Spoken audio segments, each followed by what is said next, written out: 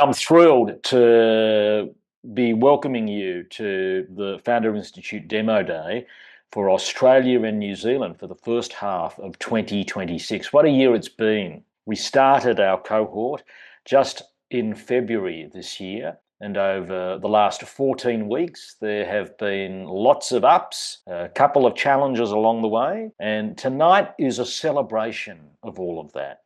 It's a demo day, an opportunity for us to share what has come from the amazing work that our founders have been involved in, supported by a crew of wonderful mentors. And as a reminder, we have our next cohort that'll be running in August to November. A little bit about Founder Institute, which is the world's largest global network of startup accelerators, investors, and advisors. FI portfolio startups are around the world, and you can see a couple that have emanated from our part of the world. Now, one of the interesting things that we wanted to share today is that peer support is one of the important types of benefits of being part of an accelerator, as found by one of the Startup Muster reports. You can see that many startups over the years have benefited from being in an accelerator or an incubator. It's gone from 25% to 39%. And the local team in Australia and New Zealand, Paul has a storied background in the world of product management, having worked for some very large companies, as well as being a startup founder. So he's been through the whole cycle, knows what it's like to work from the big end of town, but also what it takes to be a scrappy entrepreneur to ensure that you've got product that can ship and that services customers. I've been fortunate to have a tech background and to also, since the 90s, work in the startup world, having started my first .com business as an e-commerce platform back in the 90s. These days, I invest in technology companies across Australia, New Zealand, and Southeast Asia in software, deep technology, and connected devices. At the Founder Institute, we're supported by Addisons, who are an Australian commercial law firm. One of our long-standing partners has been Rebecca Dooley, who provides a lot of advice to founders who take part in our program. And Addisons have gone on to look after the commercial affairs of many startups in our region. As mentioned before, we've been supported by a bunch of esteemed mentors who have been there and done that. They're either folks who have started businesses, been on the inside of startups, or who have been investors. We're very grateful for their support. Now, some of you may be wondering, where does Founder Institute fit within the broader startup world? Well, we are what's called a pre-seed accelerator. You might go to a half-day event or an evening cocktail, a lunch and learn, or you might even go to a weekend type of event. And then on the other side of us, there are these full-time accelerators, which require folks to not work in any other business except their startup. And then there's capital. We sit as Founder Institute in the middle, where people are able to work either full-time or part-time to get this initial traction and to prepare for pre-seed funding. We've been recognised, and you can see here, as a premier idea stage accelerator, and these are some of the companies that have come through as recognised by the Invest New South Wales government. And then beyond Founder Institute, one of the really exciting things that those that you'll be seeing here tonight, some of the 7 that you'll see here tonight, will be joining advanced accelerators to get funding faster. Our founders here tonight have been through the process of ideation, of validating their product, of being clearer around what is the product that they're going to build, and getting much closer to driving revenue. At Founder Institute, we believe in the startup rule of 1. It's best to have one problem that you're solving for one type of customer. Instead of having 20 products to solve that problem, let's start with the pointiest product to solve that problem, which is supported by a killer feature and one revenue stream. So over the 14 weeks, here's a snapshot of what our founders have done, from looking out for this one problem, the one customer, the product, the feature, and their revenue. Our founders have received constant feedback. They've probably got the wise words of Paul and our mentors ringing in their ears. Maybe it's that little conscience that's sitting on their right shoulder. Because we do think that to make progress quickly, we want to give as clear and direct feedback as possible. There have been office hours, and thank you to our mentors for opening their diaries for those office hours. The peer support is really, really important. We've got people who are experts in marketing, people who have got a background in finance. The finance and the marketing, as well as technology, can be brought to bear on the various businesses, the various startups that have been germinating through the program. And the feedback, there's been the dashboards, there's been multiple review sessions, and then some of the sprints. And we thank all the founders for your good humour, particularly with Paul and I, with those sprints. So for those who are joining us today and are thinking, this founder journey sounds interesting, if you want to learn about what founder style you might be, there is a founder DNA test that you can do. It takes about half an hour, 45 minutes. And then after that, you get this report.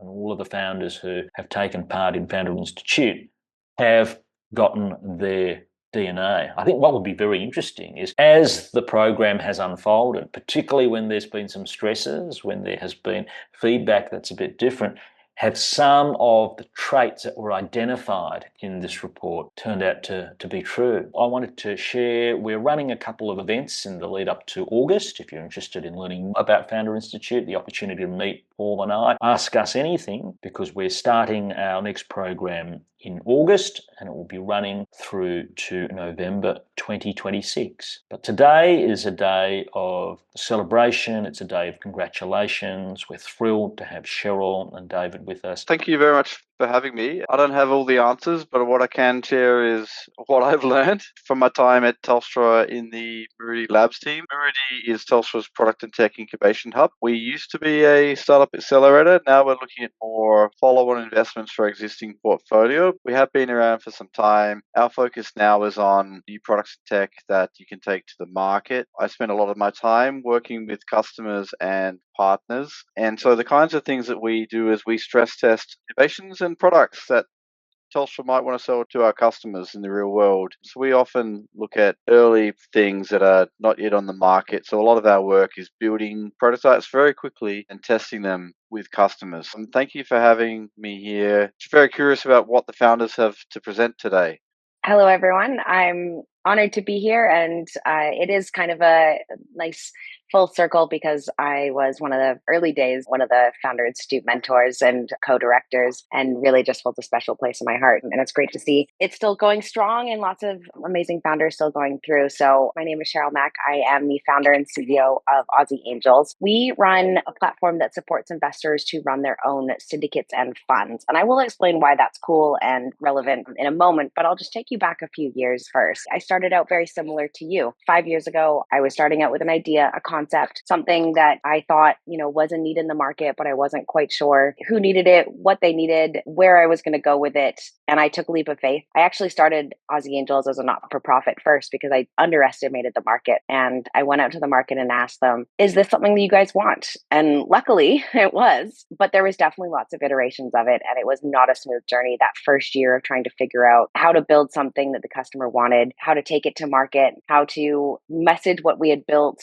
and then also how to scale. Like I said, I first created the Aussie Angels as a not-for-profit because I was like, how many people could really want to, start a syndicate or a fund and use that infrastructure that I had built? And I thought like maybe 2 or 3 other people. And it turned, when we launched, we had 6, which quickly turned into 12, which quickly turned into 20.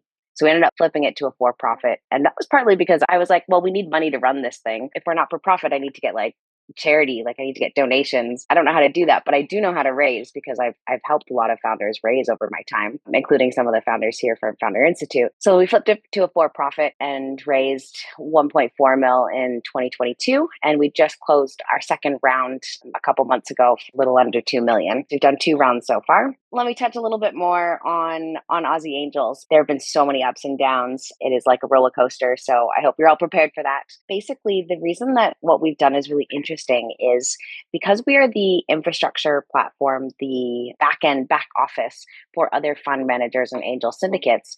We see a lot of deals, not just like a few, but like actually a lot. To give you a sense of that, we have over 300 companies in our portfolio. And when I say portfolio, I mean that is across all of the syndicates that run their fund or syndicate on our platform. So we've got about 35 or 40 of them. And all of them run their own deals. They find their own investors. They find companies that they want to invest in. Some of them have a particular thesis. So like there's two or three of them that are climate focused. There's one that is fintech focused.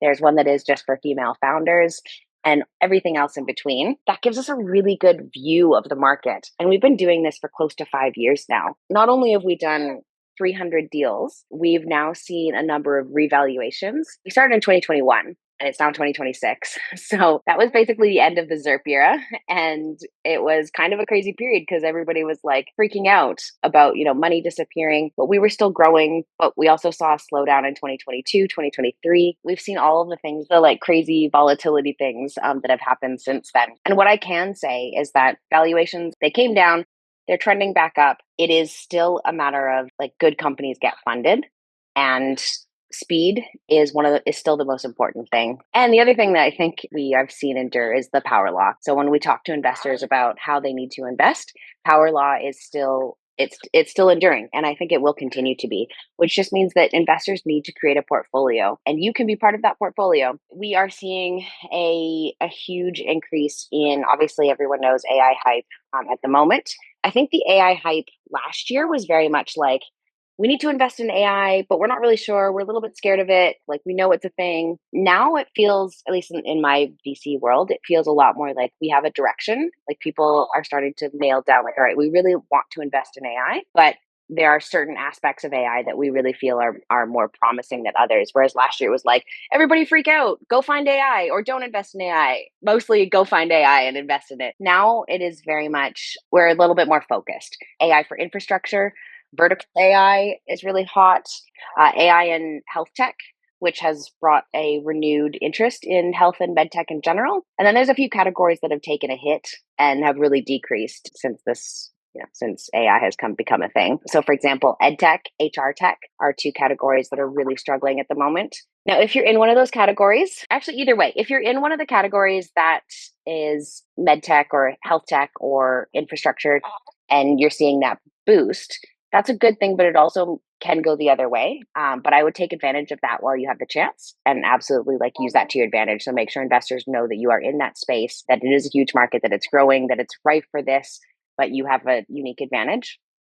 If you're in one of those other buckets, like ed tech or HR tech that is really struggling with this, it's good to know that, because you're going to get pushback from investors, and you may not know why you're getting pushback more than your peers, but it is most likely because your category is just not hot right now. There are a couple of things that you can do there. You can pivot, but you can also use that to your advantage to say, like, this is a category that is going to get upended. Absolutely. And we know that. And this is how we're going to tackle that. Doesn't mean that you're going to get VCs fighting over you, but it might mean the difference between not getting funded and getting funded. Money is slow. Money is really slow at the moment. So on our platform, like we probably process 300 to 500 transactions a month. We always see when there is volatility in the market, when there is fear or uncertainty. So for example, budget, it just comes out and everybody freaks out about CDT. Investors tend to hold on to their money longer. In our case, that looks like they don't transfer their money when we ask them to, and it takes 3 or 4 following up to actually get them to transfer their money. Why is that relevant for you? If you are raising money at the moment, know that it will take longer, not just to get that commitment, as in get the yes, but also to get them to actually transfer their funds. So you should plan for that and have enough runway before going out to, or have enough runway when you go out to raise, because you don't want to be in a situation where you are literally cannot make payroll the next day if you don't get that investment. Because we're seeing, like, even us, we're professionals, right? Like, it's us, it's all the angels. When we ask for money, people take that seriously, but also still not. It has never, I love the saying that, like, it has never been more normal than it was yesterday. And the reality is that it's just going to keep getting crazier. But good companies are getting funded. And in this market, speed matters most. If you can get to revenue quickly, if you can get to progress quickly, those are the things that investors are paying attention to. So whatever you are doing, focus on speed, and speed for your round, speed for traction, speed in general. With the advent of generative AI being so readily available, there are many founders who are making use of AI to help generate decks. Given your perspective, what would you say? What advice would you give to founders when it comes to presenting their business in a compelling fashion? I don't think anyone in my circles of VCs is complaining about founders using AI to augment their work in terms of whether it's a sales pitch to a new customer, a pitch deck to investors, writing the email that goes out to, investors, or any email at all. Like, none of us care, but it shouldn't be blatant. If your email contains a lot of EM dashes, then I'm going to know it's AI. If your pitch deck contains spelling mistakes or blatantly like graphics that don't make sense, like, we're going to know. That just tells us that you are not putting in the effort to review. Like, AI is a fantastic tool, and there's a level of like, as an investor, I expect that you are going to be using AI to increase your productivity. So in that sense, like, I'm not going to be upset they're using AI, but I still expect there to be a level of attention to detail. And so if you are using it, make sure you are reviewing its work before it gets sent to me, so that I should question, like, it should be like I wonder if they used AI. If they did, like, this is really good. If they didn't, maybe they should, to be more productive, but like, it should be more of a question rather than, oh, they just like low effort this. I think it's totally fine. Just don't let me know. Don't make it so that I know. So in this age of generative AI, obviously it does help startups move faster, but it does remove a lot of the moats, particularly for software as a service. What are you seeing in that space, and what would you recommend for companies that are software first in what we're building? SaaS apocalypse? Yeah, pretty much. Yeah, honestly, I think it's terrifying for investors who have invested in this space. Like, if you could just rebuild zero in a minute, like, what is the moat? Personally, I'm taking the approach, and I have to tell you, like, this is the topic of conversation in our circles of VCs when we sit around and discuss things that everyone would love to be on the fly on the wall. But this is absolutely a huge topic. Nobody has the answer. It's not like we all have the answer. We're all kind of trying to figure it out. But generally, my approach is like, what is defensible? The reality is that, in my mind, being able to recreate something has always been a thing. It used to be a little bit harder, but like, reality is, somebody could have rebuilt zero anyway. It might have taken them longer than it did today, but like, they could have. What matters is distribution and go to market. And so those are the things that I think fundamentally are still the important pieces. And like, if you have a unique way of getting something to market and maintaining that distribution moat, I still think that's going to endure. I could just share my experiences, because our team, we're building the Telstra, the next product. So from a tech perspective, when we build, we go, well, if we can use, Claude or ChatGPT, and we can build something in a day, then what is our own developer team going to be doing, and what's their unique strength? So like, if we can go and build that quickly, could you just go and do that yourself, or like, what's the value? So for our team, for example, we're looking at the reference of what's Telstra's moat as an example. Our moat is connectivity, so we try to build around that and establish that advantage. I think with AI, it's a matter of going, well, what's your unique strength, and how do you develop something that is not a one-day job? And that's not something I can answer necessarily. It's probably something the founders would need to reflect on. But really, yeah, like we've encountered that same question. Like, how do we build a moat? So for Telstra, it's connectivity. For each of you, you will have that moat. You probably already know what that is. The AI probably won't be that, but like, how do you build around that? Absolutely, data. I would say how deeply embedded a system is within other organisations' workflow. If you're very deeply embedded with their workflow, it's harder to displace. But I would also suggest that a couple of years ago, I remember conversations with people saying, software can do lots of things that hardware can't do. You can get to speed faster, etc. But I would suggest that having some element of hardware, especially if it's hardware that adds value, that in itself can provide some kind of moat, because good luck going and replacing lots of XYZs in many locations around the world.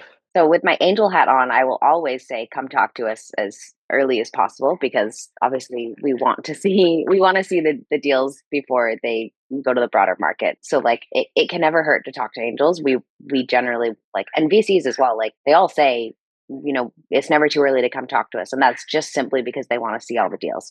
The reality is, though, that like that question of like, should you bootstrap or should you raise money is going to be an individual choice. The rule of thumb around this, I don't think has changed.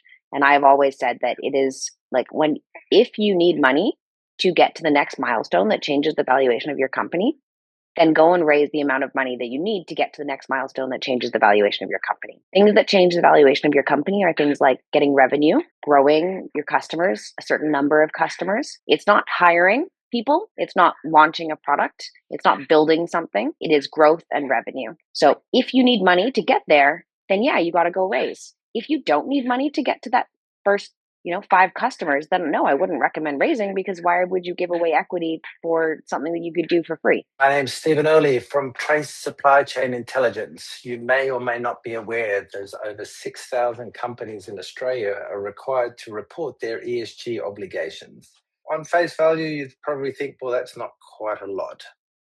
In reality, the 4 major ESG reporting frameworks have a crossover of approximately 2/3 of the evidence that they need to gather. Across the 138 reporting requirements, approximately 87 of these are unique. Companies are repeatedly doing the jobs that they don't need to be doing, and that's costing many man hours, and it's costing ESG and auditing fatigue. What Trace Supply Chain Intelligence is here to do is we're providing you the ESG solution that automates that process, eliminates that duplication, and therefore makes auditing simpler, faster, and more effective.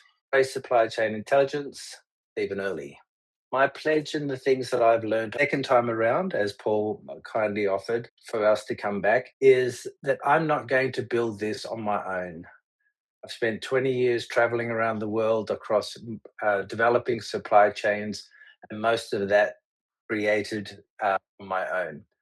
So this time around, I'm looking for 2 co-founders. I'm looking for a tech co-founder and a ESG compliance specialist co-founders. And what they're not going to get from me is, I know what's going on. You're going to get honesty from what I know, and you're going to get honesty about what my expectations are from you as well. And to my family, well, hopefully this time it's going to be all worthwhile. And just another 10 minutes and another Saturday and another Sunday. And what time did you come to bed? What? 2 hours ago? Why are you getting up again? Hopefully this is going to be the changing of the guard for that. Fingers crossed. Stephen Early, Trace Supply Chain Intelligence. Reach out to me on LinkedIn or on phone number or email again. Fantastic. Hi, everyone. My name's Chris. I'm from Ezra, Environmental Solar Recycling Australia. Imagine you are a solar installer. You are one of 4,000 solar installers in Australia. Then imagine at the end of the day, you have 20 solar panels you've just swapped over from a roof. Those 20 panels you're taking to the tip. What a pain. Times that by 2030, which is only a few years away. And from that panel that is 5 million today is now 50 million panels. And if 50 million panels are going to landfill, that's what we're going to stop. So logistics itself has sunk a lot of recyclers in the solar space, but we worked out that if you don't have panels, you cannot recycle anything. Currently, 4.8% of panels are being recycled, and our answer is creating a platform that makes it easy for installers to book in collections, get reporting, get certification, live tracking, and reporting. From there, we can collect. We can take that pain point away from the installer. We can join up with the recycling stewardship that is imminent in New South Wales and broader Australia. And from there, we'll be able to recycle the panels and taking that whole process full circle. We're asking 400K safe for 12 months runway and a full collection rollout, traction and achievements. We currently have 5 installers, a whole bunch of universities. We've got locations to be set up, and we can currently recycle without a machine with a partnership with a Victorian recycler who doesn't want to collect. So that's us. If you want to contact me, You can get me on LinkedIn or with my email address. My pledge, I've worked on this for 18 months and I'm poor. Like, I've put so much into this. We have 3 little kids, 5, 4, and 3, and they will not stop eating. So I need this to happen. There's no plan B, and I will run this until I die, whether it works or not. So that's my that's my pledge, and that's me. Thank you. My name's Sam Keogh, and I'm founding Quantify, and our aim is to put a dollar value on every cyber risk. Every function in the business reports in dollars, but cyber still reports in colours.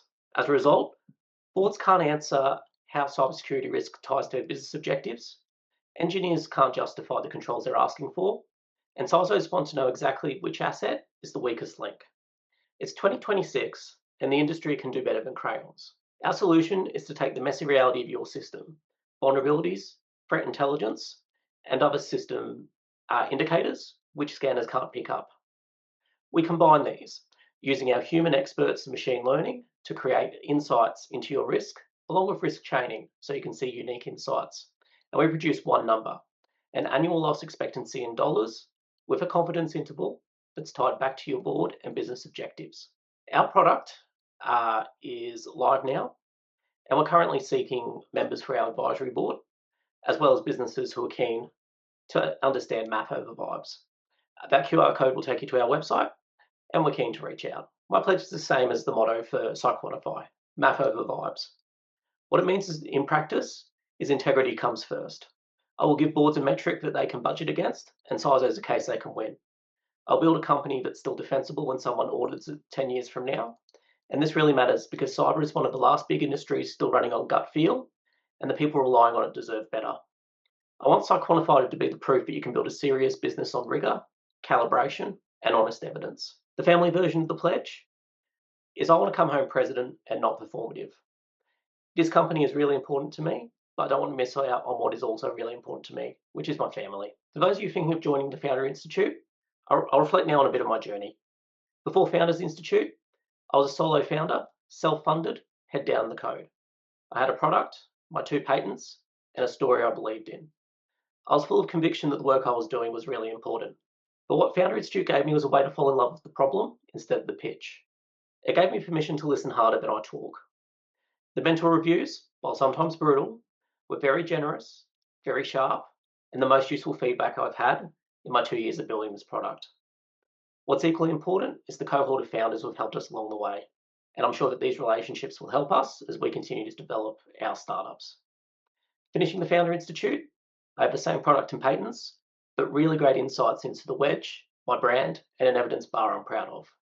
And finally, a real belief that the company I want to build is the company I'm now building. Hello everyone, I'm Lydia Ferranda Hall. I'm from Resolute Ready, One Stop, One Call, One Life. Resolute Ready is building an online directory to connect military personnel, veterans, first responders and their families to early intervention, mental health support services so that we can prevent suicide, to stop the intergenerational cycle of service trauma through partnerships and getting to subscriptions and donations and funding opportunities, and also looking at philanthropical investments. Founder Institute experience transformed my way of thinking from vision into structured execution. It strengthened my understanding of commercialization, scalability, fundraising readiness, accountability, governance, and a sustainable revenue growth. But most importantly, it reinforced the mission, or that mission and sustainability must work together. Looking ahead, our focus is sustainable growth, scalable digital infrastructure, strong governance, a strategic national and global partnerships. We'll continue to strengthen subscriptions for service providers, to develop federal funding pathways, and expand the Resolute Ready Virtual Hub to better support those who serve us. Now, this journey also taught me that leadership is a choice, not a position, but learning never stops. And I'd love to just share with you a bit of a reflection. When I entered Founder Institute, I believed it would simply be professional development, an opportunity to strengthen my skills and better understand how to build an organisation. What I did not expect was how deeply it would shape me as a leader. Throughout the program, I was challenged to think differently about sustainability, execution, and commercialization. One of the most confronting moments was pitching to an investor outside of the Funders Institute program, hearing the words, "I'm an investor and I do not invest in charities." But I persevered. I became more resilient. And that time, it forced me to reflect deeply on how I was positioning Resolute Ready and whether I could truly build something sustainable. There were moments when I questioned whether I would survive the program. I fell behind at times because I lacked commercial understanding and startup experience. But the mentors, Paul and Ben, and all of you, thank you so much. My fellow founders and investors, you challenged me, you encouraged me, and you kept me focused. The late night lounge pitches, I'd get up at 3 a.m. just so that to learn more. The more you know, the more you realize you don't know. And I had honest conversations and became some of the most valuable parts of the journey. They pushed me to simplify the model, focus on execution, and understand that impact alone is not enough. Sustainability must sit beside purpose. At Resolute Ready, we've got lived experience, professionals on board, all volunteers who built a team, created the tools. We've got early traction. And through this experience, Resolute Ready evolved from a broad vision into a more structured and commercially grounded organisation. We developed a subscription model for service providers, and we've strengthened the marketplace strategy, and it's built a clearer pathway towards sustainability and growth. Today, Resolute Ready is solution-based. It's no longer just an idea. It is a focused organisation with a clearer pathway toward long-term impact, sustainability, scalable support for those who serve. Why? Because we value life. Why? Because we're here to save lives and everyone deserves to live a well-lived life. And we're so lucky that we are actually endorsed by the Australian Bravery Association, who the patron is the Governor-General of Australia. We've been endorsed by Defence and the Department of Veteran Affairs.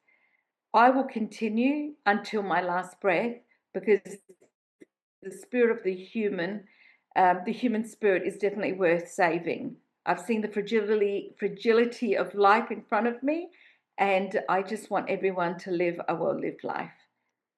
So I'm also on LinkedIn. You can catch me on LinkedIn, and you've got my email address.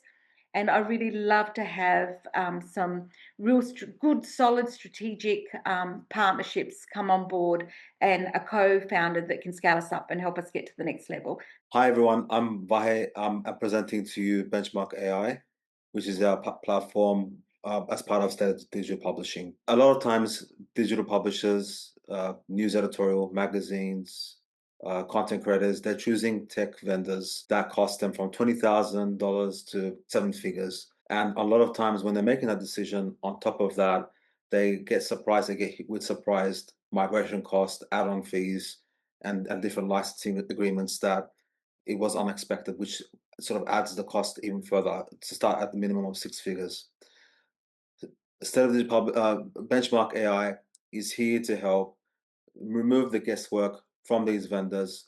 Instead of recommendations and gut feel, it's coming with data, not guesswork. And so how we do that is we do that with a combination of human edited reviews of all the platforms, plus using AI to ingest data of social media sentiment and feedback, plus our own methodology in terms of scoring to enable publishers based on their size of their business and their journey to choose the right platform and avoid those unnecessary costs. We have traction already. It's been a business that's been around for quite a while, and I've pivoted towards making it a discovery platform. We've reviewed over 294 solutions, already have 38 paying vendors, progressed almost to 50K year to date, and we're looking to grow to 50K MRR in 18 months.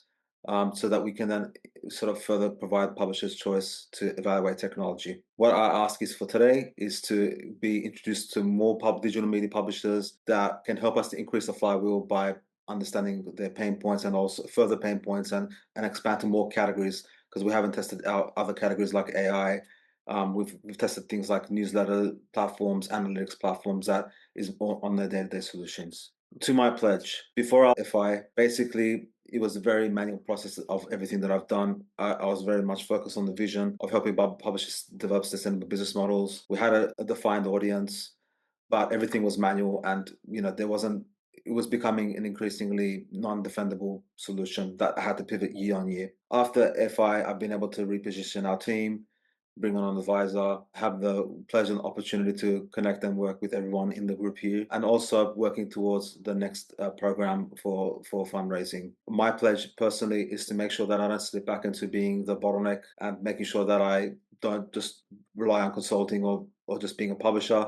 I'm going to make this, because of AI as well, to make this a genuine discovery platform that's defensible, built on our history, to be able to transfer my knowledge to our team and continue to hire ahead and document everything to make sure that I'm not the bottleneck, to give back more time to my family as well and make that balance, because I have made a sacrifice to make this happen. And then there's a win-win, so that we can build on a legacy and ultimately, continue to speak with publishers, develop that data flywheel that can make this recommendation engine as accurate as possible over time. Agentive is building an AI employee for Australian bookkeeping and accounting firms that help them to get work done in minutes instead of hours, with a secure and trusted Australian AI sovereignty that learns their process and get better every day. Bookkeepers do a lots of, and accounting do lots of manual work, and it's hard for them to get hired with the right trained persons, and also going offshore also is not the solution for them. And we believe this AI that we build is going to help them. And the answer is from our traction. Today we have 7 paying customer, and by end of the month 10 paying customer that doing that, and we almost have 35 people in a pipeline, and actually currently 10-15 people in waiting for me to give them a demo. We build all this on $0 equity, and with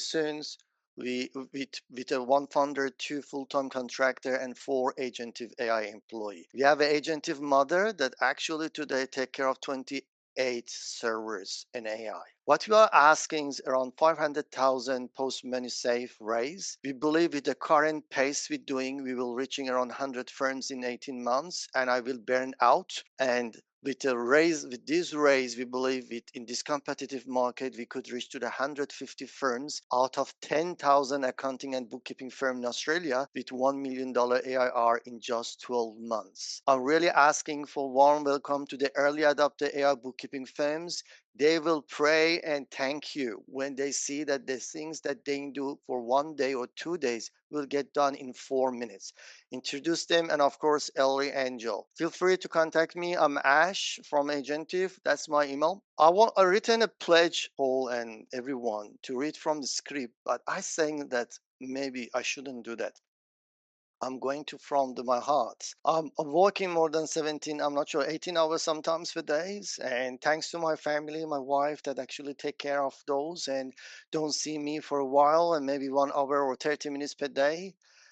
Today I've demoed to 3 people, 9 a.m. in the cars, lunchtime, afternoon before here's, and converted 1 existing customers. The person that actually is doing AI company converted. and and I'm sure I can bring this one to 100 to 150 customers. I hope that I get the strength. I should say thanks to everyone in Founder Institute. Give us a pass. I was one of those founder that hide behind the codes and not talking and not selling. And today I'm just talking to the people all the day and work on the codes from 9 p.m. to 2 a.m. So that's something I learned from the Founder Institute, and a lots of mentor. I couldn't reach out to these mentors, these many mentors from different experience, and get things right down. So that is definitely worth it a lot for me.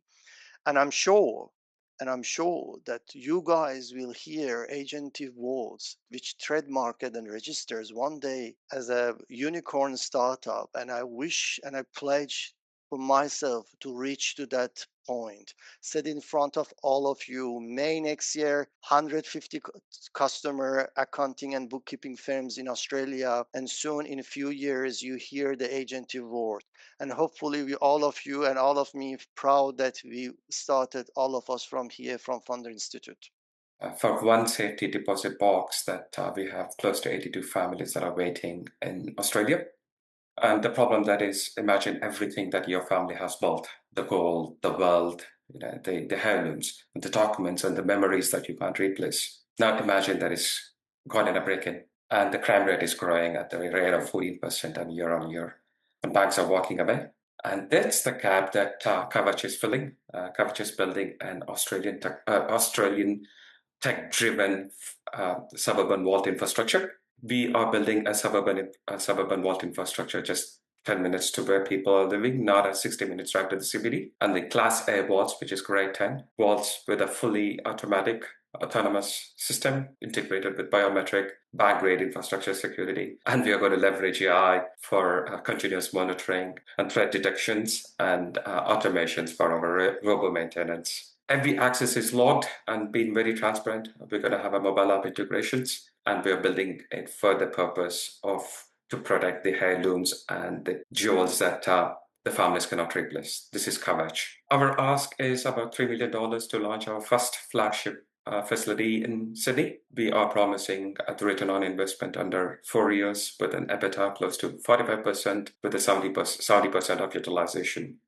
And we already have close to 196 early registrations, and we're growing at the rate of 35% month on month, just purely from our digital marketing. We haven't done anything yet on the ground, but purely from digital marketing. That's a significant number. Before the Founder Institute, it was just a methodology that I had, that a vision I have. Started developing the vision board, started working with a lot of mentors. It helped me to build and measure what we are doing, pitched into the lot of the founders and cohorts as well. One of the greatest outcome is now that I have co-founders, and we are targeting our first facility in the Q1 of 2027. That's a significant achievement during this Founder Institute.